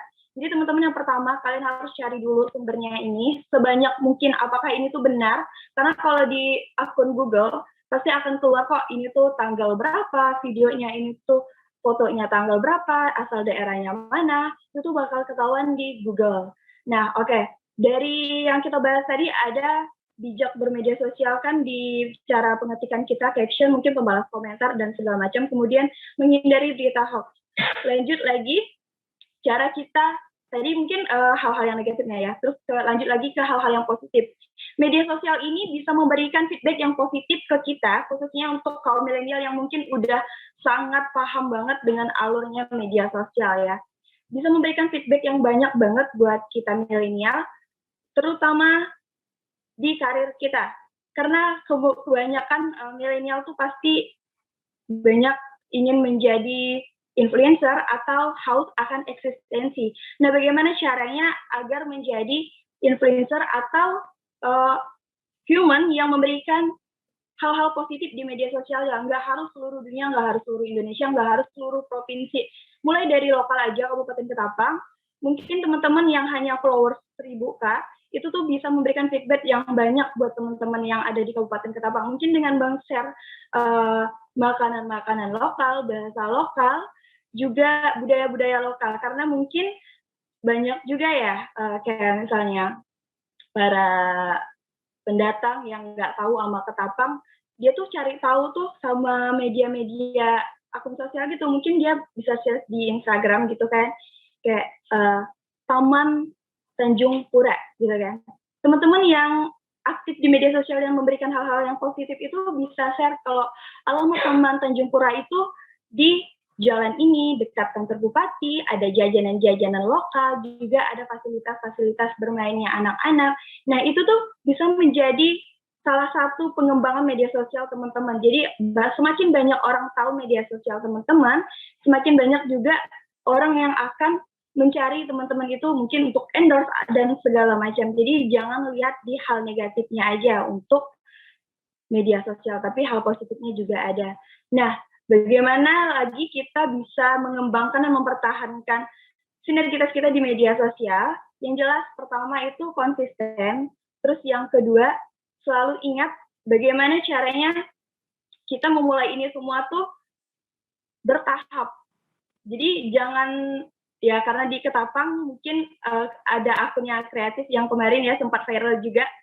Itu ada yang ingin besar namanya akun media sosialnya dengan cara mencomot-comot video orang. Nah, hal yang seperti itu tuh udah nggak wajar sih. Emang video kita tuh kalau udah kita share itu udah dikonsumsi oleh banyak orang. Cuman peletakan captionnya itu harus hati-hati. Makanya dari awal lagi kita kembali buat bagaimana cara dari kita itu bijak dalam memberikan caption. Karena itu bisa menjadi bumerang buat diri kita sendiri. Mungkin teman-teman sekalian ada pernah dengar ya beritanya yang anak-anak kemarin bikin TikTok di depan gedung kejaksaan, itu juga udah diberikan proses juga supaya bagaimana cara penggunaan media sosial yang baik dan benar. Alangkah lebih baiknya bikin video gitu ya di depan gedung kejaksaan, mungkin bisa memperkenalkan gedung kejaksaannya dan segala macam dengan caption yang bagus. Nah, jadi itu makanya balik lagi ke jarimu adalah harimau. Jadi buat teman-teman sekalian, buat ibu-ibu, bapak-bapak, juga adik-adik, kakak-kakak, abang-abang semuanya, media sosial itu tuh dikonsumsi oleh banyak orang. Jadi siap nggak siap video kita, postingan kita itu akan meninggalkan jejak digital yang mungkin akan di-screenshot atau dicomot video atau fotonya. Jadi cara memfilternya, kita harus bijak dulu memberi caption. Mungkin kata-kata yang bagus, terus sumbernya dari siapa. Seperti itu. Nah, lanjut. Kita di sini, media sosial itu selain untuk pengembangan diri itu juga sebagai potensi pemerintah. Jadi teman-teman sekalian tuh bisa membangun suatu daerah itu melalui akun media sosial. Mungkin teman-teman udah pernah tahu ya ada aplikasi yang Yuk ke Ketapang itu. Nah itu tuh dikenalin langsung sama anak-anaknya Kabupaten Ketapang. Jadi yang nggak tahu Ketapang itu bisa tahu. Karena selama ini kan mungkin kita pernah keluar provinsi Kalimantan Barat juga. Kalau kita bilang saya asal Ketapang, mereka tuh bilangnya Ketapang Jawa. Jadi untuk Kabupaten Ketapang sendiri Kalimantan Barat itu lumayan sedikit ya tahunya. Jadi buat teman-teman sekalian, alangkah baiknya jika ingin berkembang berpotensi di media sosial, selain bisa memperkembangkan diri kita sendiri, juga bisa memperkembangkan kabupaten kita atau pemerintah kita. Seperti itu. Halo Kak, bagaimana? Itu saja yang bisa kita sharing bersama teman-teman yang di sini. Jika ada pertanyaan bisa langsung tanya aja ke Dita, ntar dipandu sama kakak. Oh ini yang halo. Oke, terima kasih banyak Kak Dita untuk pemaparannya di siang hari ini ya tentang bijak dalam bermedia sosial. Nanti kalau misalnya ada yang tanya sama Kak Dita, boleh silahkan ditulis di kolom chat seperti formatnya seperti yang sudah di-share sama tim kami, yaitu nama, underscore nomor handphone, dan underscore email. Nanti di akhir acara kalau pertanyaan menarik saya pilih dan saya sampaikan ke Kak Dita. Terima kasih Kak Dita.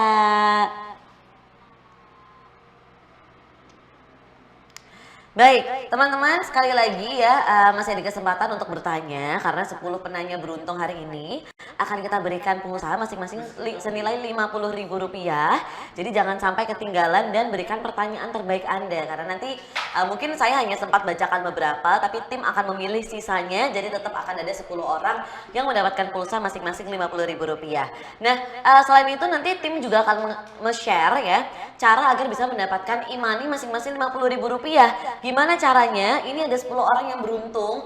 Silahkan capture acara hari ini atau selfie bareng webinar acara hari ini dengan laptopnya, dengan handphonenya, dan di-share di Instagram. Jangan lupa follow dulu @siberkreasi. Nanti kalau udah upload di-mention atau di-tag @siberkreasi dan juga beberapa hashtag atau tagar yang harus diikuti oleh teman-teman biar nanti kita bisa lihat, kita bisa cek dan teman-teman bisa memenangkannya. Untuk 10 orang aja yang beruntung ya, di luar 10 penanya terbaik. Nanti silahkan dicek, akan di-share oleh tim sesaat lagi caranya seperti apa. Oke, kita akan langsung bertemu dengan narasumber kita yang terakhir hari ini. Seorang YouTuber dari channel KW dan Mak Risa yang akan cerita tentang pengenalan budaya Indonesia melalui literasi digital. Kita akan langsung ngobrol dengan Kak Rizky Firmansyah. Selamat siang, halo. Halo Kak Rizky, apa kabar?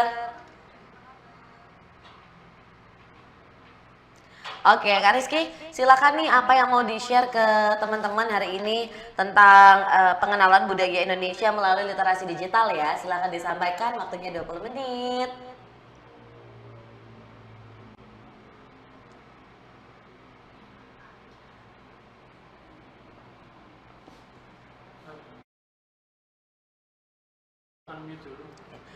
Sorry Kak Rizky, boleh tolong di-unmute dulu mic-nya? Karena suaranya nggak keluar ternyata.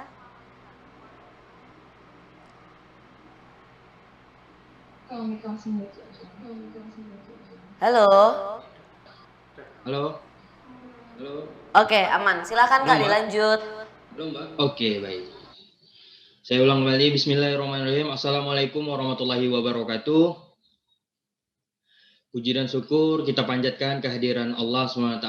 Dengan rahmatnya kita dapat berkumpul di ruangan Zoom meeting ini. Selawat serta salam tidak lupa saya hantarkan antar kita Nabi Muhammad SAW.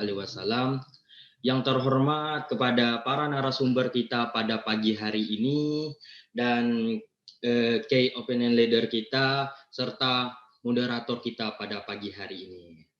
Nah, tidak lupa juga yang terhormat teman-teman yang peserta Zoom meeting pada pagi hari ini. Terima kasih banyak sudah meluangkan waktunya untuk menonton atau mengikuti Zoom meeting pada pagi hari ini. Baik, hari ini saya mendapatkan tema yaitu digital kultur, mengenalkan budaya Indonesia melalui literasi digital. Nah, sebelum itu mungkin saya hari ini tidak ngomong panjang lebar atau lebih panjang pemaparannya. Mungkin teman-teman tidak tahu apa itu literasi digital. Nah, di sini literasi digital adalah menggunakan teknologi informasi dan komunikasi guna menyampaikan sebuah konten dengan sebuah jaringan internet. Literasi digital dapat membuat tatanan masyarakat dengan pola pikir, pandangan yang kritis juga kreatif. Orang-orang ini tidak mudah termakan berita bohong atau isu yang dapat memecah belah bangsa atau berita hoax. Nah, Presiden kita, Presiden Joko Widodo sebelumnya sudah mengingatkan bahwa program literasi digital nasional yang diluncurkan tidak hanya menitik beratkan pada jaringan internet saja. Namun, kesiapan para penggunanya juga harus dioptimalkan agar manfaat positif internet dapat dirasakan. Nah, jadi menurut saya, literasi digital juga bisa digunakan dalam mengenalkan kebudayaan Indonesia. Tentunya, Indonesia memiliki ragam budaya yang cukup banyak, mulai dari Sabang hingga Merauke. Budaya tersebut masih dipertahankan hingga kini.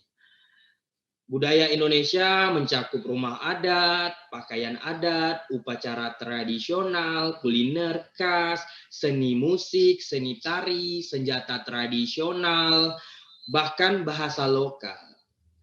Nah, dari total jumlah penduduk yang ada di Indonesia, hampir 170 juta orang menggunakan media sosial. Tentu hal ini sangat baik mengingat promosi paling ideal adalah melalui internet. Karena selain itu bisa menjangkau ke seluruh pelosok Indonesia. Para pengguna internet saat ini tetap harus saring sebelum sharing. Hal itu agar tidak terjadi lagi penyebaran berita bohong yang merugikan banyak orang.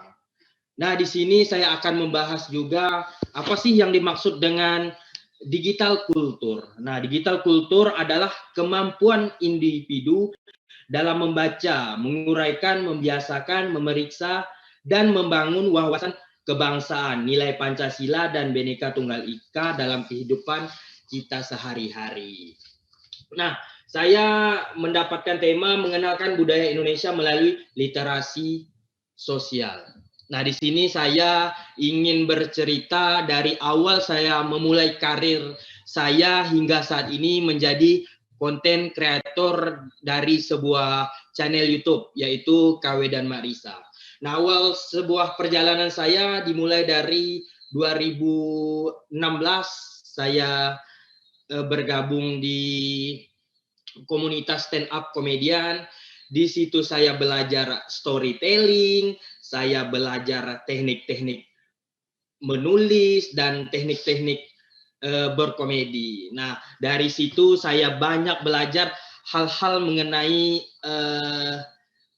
gimana sih kita bisa membuat konten, membuat hal-hal yang bermanfaat bagi orang lain. Nah, sampai saat ini alhamdulillah penonton YouTube saya dari puluhan ribu sampai seratusan ribu lebih untuk lokal Kabupaten Ketapang, Kalimantan Barat. Alhamdulillah sangat luar biasa apresiasi dari teman-teman milenial, dari semua kalangan yang pastinya. Terus, nah banyak yang bertanya dengan saya, Bang, saya mau jadi YouTuber nih, saya pengen bikin konten kreator, tapi kameranya tidak ada, terus saya nggak ada ide, terus gimana Bang? Nah itu sering banyak masuk saya pertanyaan seperti itu. Nah, saya bakal mengupasnya pada kesempatan pagi ini. Nah, baik. Teman-teman sering nanya, Bang, saya nggak ada kamera. Nah, sekarang zaman sudah canggih. Kita tidak ada kamera digital, HP kita bisa jadikan untuk ngonten. Nah, tinggal gimana caranya kita mungkin dari segi pengambilan, dari segi kita mungkin audionya, cara pengambilan audio juga itu harus sangat penting supaya hasil video kita diimbangi dengan audio yang sangat baik. Nah, mungkin dari segi pengambilan gambar kita bisa sekarang sudah canggih, YouTube sudah sangat luar biasa, tutorial dimanapun sangat luar biasa perkembangan zaman pada saat ini. Kita tinggal buka gimana cara bikin konten ini, gimana cara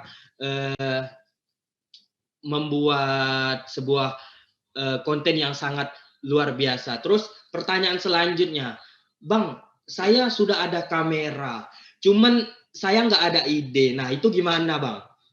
Nah ini sering juga sekali pertanyaannya masuk ke saya. Terus mungkin saya pengalaman saya ya untuk ide cerita atau gimana saya belajar dari menulis di komunitas stand up komedian. Saya belajar nulis gimana learn a trick, callback, storytelling, dan masih banyak lagi. Mungkin kalau teman-teman yang ingin menjadi konten kreator, teman-teman harus tahu dulu nih apa sih yang mungkin teman-teman senangi. Contohnya teman-teman ini suka mancing nih. Nah, mungkin teman-teman bisa bikin konten mancing, atau teman-teman suka berkebun, bisa bikin konten berkebun, atau mungkin buat ibu-ibu nih yang di rumah gabut, bingung mau konten cuman idenya nggak ada, bisa ibu-ibu bisa bikin konten mengenai masakan. Itu kan salah satu mengenalkan budaya daerah lewat dalam khususnya kuliner. Nah, kita di sini di Ketapang, Kalimantan Barat, mungkin masakan khasnya ada asam pedas. Nah, ibu-ibu bisa bikin konten mengenai asam pedas, cara masak asam pedas, apa sih bahan-bahannya, terus gimana sih, apa sih ikan yang digunakan. Terus ibu pasti bingung gimana sih nge-share yang udah kita bikin. Nah, ibu-ibu kan sekarang sudah ada Facebook, WA, terus ada mungkin Ibu punya channel YouTube tersendiri. Nah, Ibu bisa share di sana. Dan buat teman-teman yang di luar Kabupaten Ketapang, Kalimantan Barat, melihat nih channel Ibu, mungkin mereka searching di YouTube, apa sih makanan favorit yang ada di Ketapang, Kalimantan Barat. Nah, mungkin mereka bisa lihat, bisa melihat konten Ibu di situ. Mereka terbantu oleh konten Ibu tersebut. Dan makanan selanjutnya kayak amplang. Nah, amplang ini sangat luar biasa menurut saya karena bukan hanya di Kabupaten Ketapang saja, kayaknya sudah se-Indonesia boomingnya yang namanya amplang. Nah, itu sangat itu yang berperan penting, itu salah satunya media sosial juga. Gimana cara pemasaran produk amplang tersebut, gimana orang luar tahu bahwa Kabupaten Ketapang punya makanan khasnya yaitu amplang. Nah, itu seperti yang saya bilang tadi, bahwa misalnya kita hobi masak, ya kita bikin konten masak. Dan pemasaran produk kita bisa lewat media sosial yang kita punya, Facebook, YouTube, bahkan Instagram sekalipun. Terus banyak yang bilang, Bang, kalau ngonten itu ada uangnya nggak? Nah, ini yang bakal saya kupas juga nih. Nah, buat teman-teman, saya itu ngonten awalnya cuman sekedar hobi. Saya meluangkan ide saya, kreativitas saya, terus kegabutan saya juga. Saya tuangkan lewat konten. Nah, alhamdulillah respon masyarakat Kabupaten Ketapang maupun di luar Kabupaten Ketapang sangat luar biasa tentang apa yang saya bikin. Mereka sangat mengapresiasi sekali konten yang saya bikin karena konten yang saya angkat ini adalah budaya dalam segi bahasa lokal. Nah, di sini saya membuat konten itu dalam bentuk bahasa lokal. Jadi saya menceritakan bahwa ini loh ada bahasa Melayu Ketapang, bahasa lokal yang ada di Kabupaten Ketapang. Nah, buat teman-teman yang nggak tahu nih, apa sih ada apa aja sih bahasa-bahasa yang ada di Kabupaten Ketapang. Nah, salah satunya saya memperkenalkan ini loh bahasa Melayu Ketapang yang ada di Kabupaten Ketapang. Nah, kembali lagi ke pertanyaan tadi, Bang, ada hasil nggak, Bang? Abang bikin konten. Nah, ini pertanyaan sangat menarik dan sangat luar biasa sekali. Menurut saya, dari kegabutan saya, dari saya ingin meluangkan ide dan kreativitas saya lewat konten YouTube, alhamdulillah saya sangat luar biasa. Allah kasih rezeki bagi saya. Allah viralkan itu konten-konten saya, sangat luar biasa. Dan alhamdulillah saya sekarang banyak dikenal masyarakat Kabupaten Ketapang dan masyarakat Kayong Utara. Ini lewat media sosial, lewat konten-konten yang saya bikin dan saya share ke sosial media saya, mau Facebook, YouTube maupun Instagram yang saya miliki. Masalah pendapatan di konten yang saya bikin itu sangat luar biasa. Kita dapat AdSense di YouTube dan offline-nya sangat luar biasa. Kemarin saya nggak sombong, ini hanya untuk memotivasi buat teman-teman yang mau berkarir menjadi konten kreator di saat ini di perkembangan media sosial yang sangat luar biasa ini. Alhamdulillah kemarin saya sudah bikin rumah sendiri berkat dan hasil jerih payah saya selama ngonten.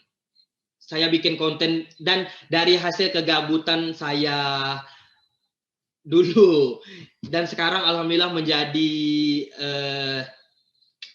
rezeki yang besar bagi saya.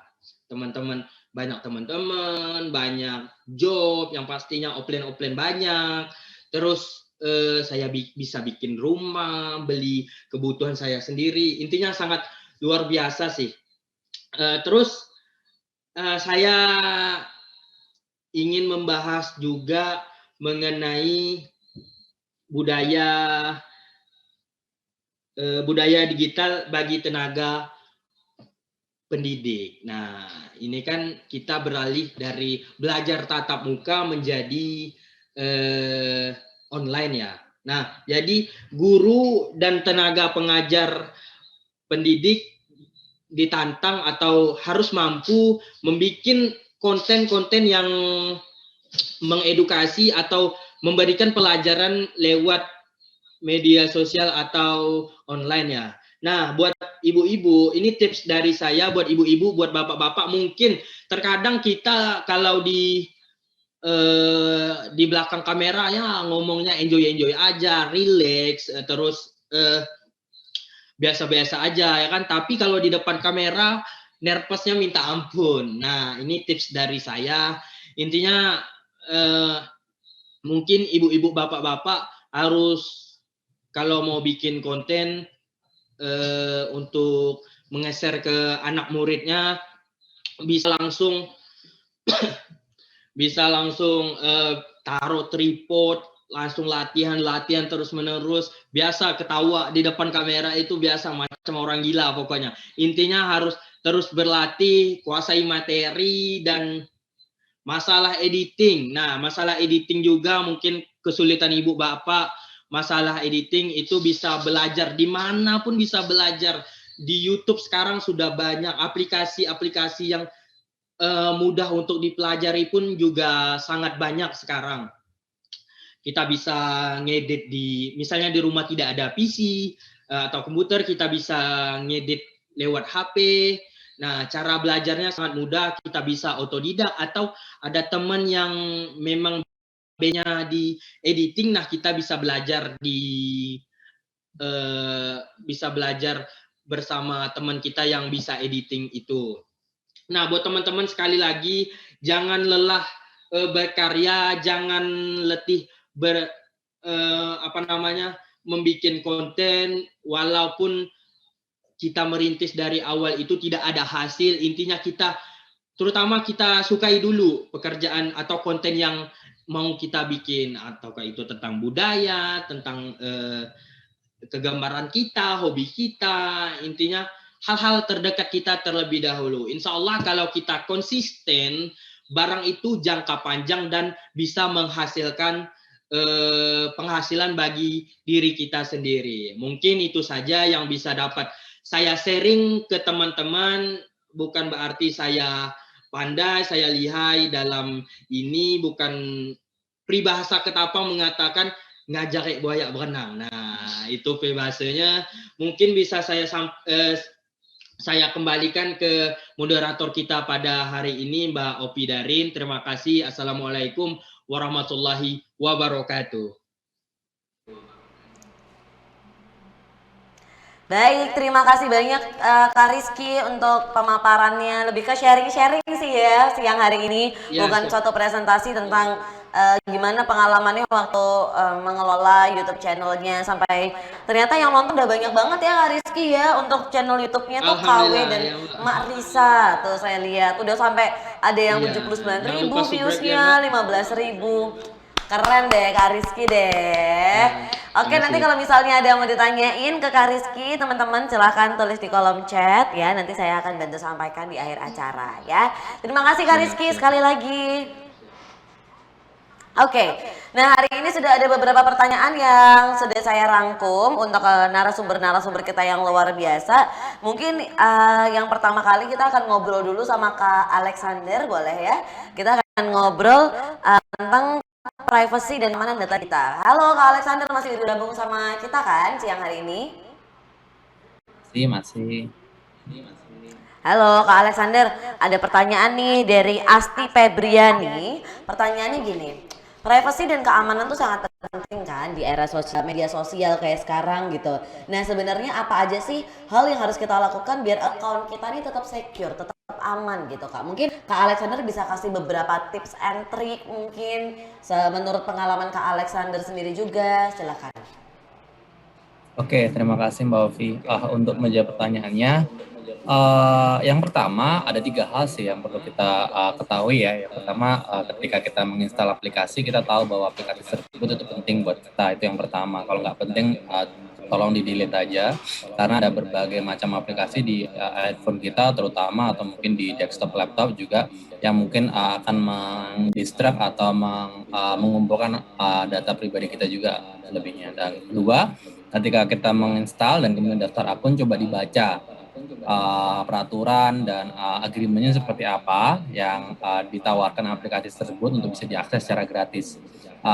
Let's say kita gampangnya contoh daftar Shopee atau daftar player sebagai daftar email aja deh, itu ada beberapa peraturannya dan tolong dibaca satu-satu, yang dimana mungkin ada berbagai yang kita tidak sesuai juga nggak apa-apa, jadi nggak usah daftar di beberapa akun yang lain aja atau di aplikasi yang lain. Nah, yang ketiga yang udah saya sampaikan tadi di presentasi saya di awal, penting untuk memiliki kata sandi yang kuat yang lebih dari 15 karakter, penggabungan dari kata dari huruf dan angka, huruf besar, huruf kecil, dan adanya titik dan koma, yang dimana jikapun bocor akun kita itu yang bocor hanya namanya aja, tidak sampai passwordnya bocor, nggak sampai data pribadinya kita umur berapa, lahir di mana, ya nggak mungkin bocor. Cuman yang mungkin bocor adalah nama dan alamat email aja, udah itu aja. Selebihnya data pribadi kita tetap safe dalam melakukan akses di internetnya nantinya.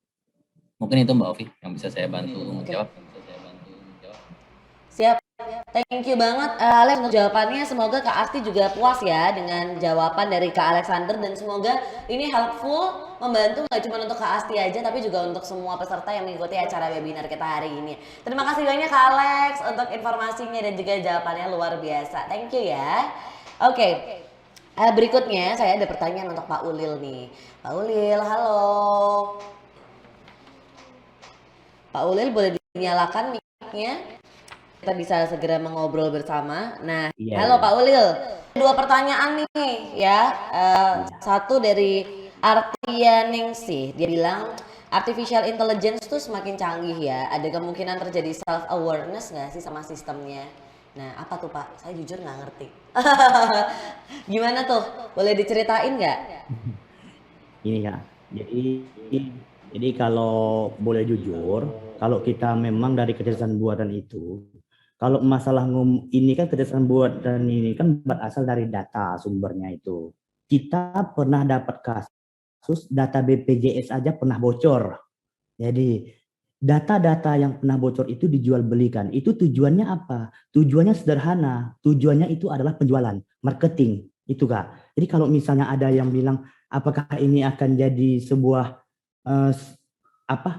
peran yang akan tergantikan, itu enggak sih Kak. Intinya data kita sekarang udah tersebar. Tinggal bagaimana pengelola data kita atau pengelola dari aplikasi kita apakah akan berbuat curang atau tidak. Kita tidak tahu apakah Shopee menjual belikan data kita juga tidak tahu. Bahkan kemarin waktu Pilpres di Amerika, Facebook juga pernah kena tuntut ada jual beli data. Ini yang harus kita hindari. Kita tidak tahu platform yang kita gunakan ini apakah menjual belikan data atau tidak. Yang saya bilang tadi, data BPJS saja bisa bocor, dijual di forum-forum internet, yang tujuan akhirnya apa? Yang tujuan akhirnya adalah marketing, menarget orang berdasarkan umur, menarget orang berdasarkan pekerjaan. Ini yang harus kita hindari. Kecerdasan buatan bisa mengcluster ini. Ini yang kita takutkan kalau data kita bocor. Itu sih Kak. Cukup sekian kali Kak Olvi. Halo. Oke. Nah, untuk selanjutnya ada lanjutan pertanyaan sih. Mungkin menurut saya ini masih nyambung ya. Cuman ini dari Franciscus Selaban Putra. Dia bilang gini, kita kan manusia sebagai pencipta artificial intelligence gitu ya. Cuman artificial intelligence tuh terus kita kembangkan, terus kita sempurnakan gitu. Nah, gimana sih cara manusia bisa bersaing dengan teknologi yang mereka ciptakan sendiri alias artificial intelligence. Mungkin ada sedikit kekhawatiran bahwa akankah artificial intelligence 100% menggantikan manusia, mungkin lebih ke kayak gitu kali ya Pak. Boleh dijelaskan mungkin? Iya, iya Kak. Terima kasih Kak Opi. Jadi kalau boleh saya jelaskan, sekarang kita masuk ke era industri 4.0, di mana era informasi atau era data yang dikumpulkan. Jepang udah mulai masuk 5.0. Apa itu era 5.0? Era 5.0 itu sudah mulai memanusiakan lagi. Jadi waktu era industri ini kita berfokus kepada data dan mesin. Di era 5.0 kita udah mulai kembali ke mesin dan manusia saling berkolaborasi Kak. Itu. Jadi 5.0 ini sudah mulai dikembangkan sekarang Kak. Ini kita udah masuk ke dunia industri 5.0. Walaupun bercacat, walaupun saya akui waktu era industri 4.0 kita banyak orang yang dipecat gara-gara mesin. Tetapi sekarang kita udah mulai masuk ke era 5.0 di mana era society, era sosial, manusia dan mesin saling berkolaborasi. Itu konsepnya sih Kak. Oke. Siap. Nah, kita masih ada satu pertanyaan lagi. Saya masih dari tim, boleh dibacakan atau boleh saya minta? Sebentar ya, Pak Ulil. Iya, terima kasih Kak. Oke. Sebentar. Oke. Ini pertanyaannya dari Yohanes. Bagaimana cara kerja kecerdasan buatan komputasi kognitif seperti itu? Dari Yohanes. Silakan Pak, mungkin Bapak mau jawab. Ya. Maksudnya kognitif ini apakah proses otak manusia atau bagaimana? Secara garis besar yang saya bilang tadi Kak, kalau kita dari pengetahuan pendidikan, kognitif adalah ingatan. Kalau kita dari segi pendidikan ya, data itu juga sama. Ingatan itu adalah data, itu sih Kak kognitif. Apapun yang saya contohkan sederhana saja. Kita mengetik di Google, kita melakukan pencarian di Google, data kita itu terekam Kak. Data itu kita terekam di Google. Data kita udah direkam di Google, data kita diolah. Begitu juga dengan pencarian YouTube. Pencarian kita sering mencari ini, maka Google akan merekam, akan langsung merekomendasikan di beranda kita ini yang kita suka. Begitu juga yang saya bilang tadi, kalau kita hubungkan dengan media sosial, ada suatu hoax atau ada suatu berita yang kita belum tahu kebenarannya, tapi kita suka. Facebook merekomendasikan kalau kita itu suka ini, mau tidak mau kita nge-share. Padahal itu memang kesukaan kita. Kita tidak tahu nih hoax atau enggak, tapi gara-gara kecerdasan buatan, kita lalu nge-share karena kita dibuat suka akan konten itu. Itu sih Kak, kurang lebihnya. Makin banyak orang membuat suatu postingan, suatu artikel, maka akan ada personalisasi data untuk pribadi kita masing-masing. Kita dibuat betah bermedia sosial, kita dibuat betah untuk menge-share informasi, kita dibuat betah untuk belanja, kita dibuat betah untuk nonton karena adanya kecerdasan buatan. Itu sih Kak. Terima kasih. Oke siap, terima kasih banyak sekali lagi Pak Ulil untuk jawabannya, luar biasa. Maaf ya pertanyaannya agak berturut-turut karena ternyata banyak yang penasaran banget sama artificial intelligence dan ini adalah topik yang menarik sekali untuk kita hari ini. Terima kasih sekali lagi Pak Ulil untuk kesediaannya menjawab pertanyaan dari peserta-peserta kita yang luar biasa. Saya juga sampaikan ke Kak Alex tadi juga terima kasih ya sudah membantu dan berkenan untuk menjawab pertanyaan dari peserta hari ini. Nah, karena keterbatasan waktu saya mohon maaf sekali peserta, saya tidak bisa bacakan semua pertanyaan yang sudah masuk, tapi tenang saja. Di luar yang sudah saya omongkan tadi, sudah saya pilih, tim masih memiliki nama-nama yang akan mendapatkan pulsa senilai Rp50.000 ya. Nah, untuk yang belum berkesempatan mendapatkan pulsa jangan khawatir, silahkan untuk upload acara hari ini, silahkan untuk update di Instagramnya, jangan lupa mention @siberkreasi dan juga di follow @siberkreasi dan juga pakai hashtag, ada siberkreasi, ada hashtag Litdikal ya, ada hashtag makin cakap digital dan juga nah ini hashtagnya Litdikal 1073 ada di kolom chat, jangan sampai ketinggalan, dapatkan imani masing-masing Rp50.000 Rp50.000 untuk 10 orang pemenang di luar pulsa ya. Terima kasih banyak. Oke, terakhir saya ingatkan jangan lupa absensi dulu untuk mendapatkan sertifikat, dan sebelum saya akhiri acara hari ini, boleh kita foto dulu bersama mungkin? Oh, sebentar. Sebelum kita foto bersama, saya minta untuk nyalakan dulu kameranya semuanya sambil saya bacakan sedikit review dari acara kita hari ini, yaitu dari Pak Alexander. Pak Alexander ini adalah seorang regional business leader APAC of Honeywell dan CEO Ragam Aset yang cerita tentang pentingnya berinternet sehat. Beliau cerita bahwa kita harus jaga diri kita baik-baik, jaga data diri baik-baik, passwordnya yang susah, dan hati-hati dengan siapa yang kita temui di dunia maya, bedakan dengan dunia nyata, dan jangan pernah melakukan cyberbullying. Lalu Pak Ulil cerita tentang artificial intelligence yang ternyata sudah sangat kita pakai dan aplikasikan untuk foto, untuk search engine seperti Google atau teman-teman yang lain, dengan translator app, dan juga social media ternyata juga sudah menggunakan artificial intelligence ya teman-teman. Lalu ada Kak Dita nih yang juga cerita kita harus menjaga diri kita dari ngetik yang buruk-buruk, dan terakhir Kak Rizky yang sharing-sharing pengalamannya sebagai YouTuber. Asik. Oke deh kalau seperti itu. Sudah saya bacakan semua, kita siap untuk foto bersama. Silakan dinyalakan kameranya. Yuk kita senyum yuk. Wow. Halo teman-teman di Ketapang. Ternyata cantik-cantik ya, ganteng-ganteng. Apa tuh kalau cantik itu apa? Bungas ya. Halo semuanya, yuk kita berfoto bersama. Oke, semuanya siap ya?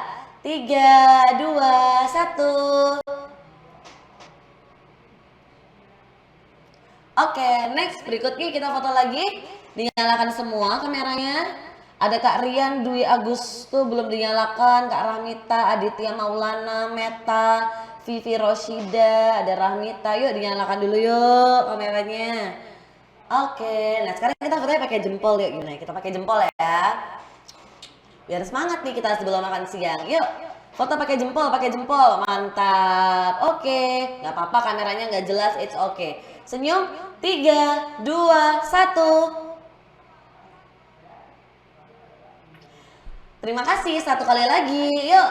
Nah, yang sekarang ada ada siapa nih? Oke, yuk sekarang semua kelihatan giginya. Oke, kelihatan giginya yuk. 1, 2, 3. Oh, bungasnya kam nih. Luar biasa, terima kasih banyak sekali lagi teman-teman di Ketapang, Kalimantan Barat. Thank you so much atas kehadirannya di acara kita pagi hingga siang hari ini. Terima kasih sudah berkenan bergabung, bertanya, ikut berdiskusi. Terima kasih banyak ya sekali lagi. Saya Ovi Darin selaku pembawa acara dan juga moderator mewakili teman-teman saya yang bertugas hari ini mengucapkan banyak terima kasih dan mohon maaf apabila ada salah-salah kata atau ada hal-hal yang kurang berkenan. Tapi semoga teman-teman dan kita semua selalu sehat sehingga kita bisa ketemu lagi di acara berikutnya di Gerakan Nasional Literasi Digital 2021. Dan akhir kata saya ucapkan terima kasih. Wassalamualaikum warahmatullahi wabarakatuh. Selamat siang semuanya.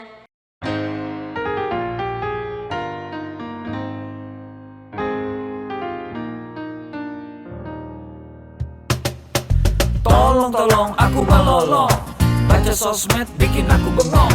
Banyak berita isinya bohong, bikin orang jadi saling menggonggong. Seperti ada niat sebar kebencian, tanpa peduli akan ada kerugian. Seperti dapat munculnya permusuhan karena tertipu jadi curigaan. Gue pernah baca hoax di sosmed yang jadi merugikan tukang trompet. Katanya trompet bisa bikin kanker, trompet sih cuma bisa bikin bibir doer. Sylvester Stallone dibilang mati, Brad Pitt juga dibilang mati, Mr. Bean, Jackie Chan juga dibilang mati. Seneng banget doain orang mati. Harusnya ada etikanya bermain sosial media. Tak bisa asal mengirim tanpa dipikirin, bisa fatal akibatnya. Bersihkanlah udara kita dari kebencian. Sebarkan saja cintamu untuk Indonesia. Wahai kepada pengguna sosmed, mari bersatu sampai lengket. Jagalah persatuan, jangan lobet. Hati-hati banyak tukang copet. Hey, jangan sampai salah posting, bisa bikin orang jadi pusing. Cek dulu itu penting, jangan jadi cepat terpancing. Gue pernah takut salah minum, karena bahaya buat tulang sumsum. Hampir semua merek disebutkan, gara-gara itu gue kehausan. Gue tertipu isu PKI, katanya jutaan sudah dipersenjatai. Akibatnya gue keluar biaya, bikin persembunyian bawah tanah. Harusnya ada etikanya bermain sosial media. Tak bisa asal mengirim tanpa dipikirin, bisa fatal akibatnya. Bersihkanlah udara kita dari kebencian. Sebarkan saja cintamu untuk Indonesia. Bersihkanlah udara kita dari kebencian. Sebarkan saja cintamu untuk Indonesia. Bersihkanlah udara kita dari kebencian. Sebarkan saja cintamu untuk Indonesia.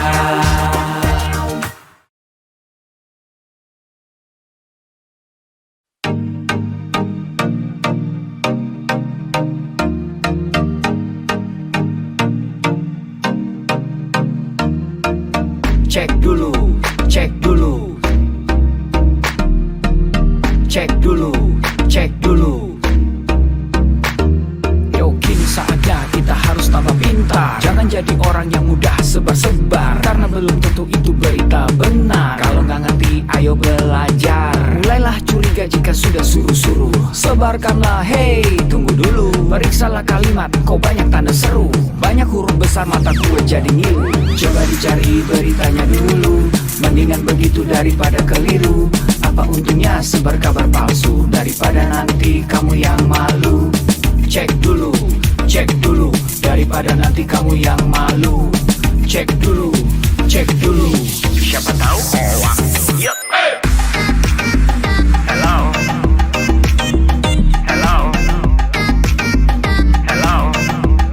Siapa tahu hoax. Yup. Hello.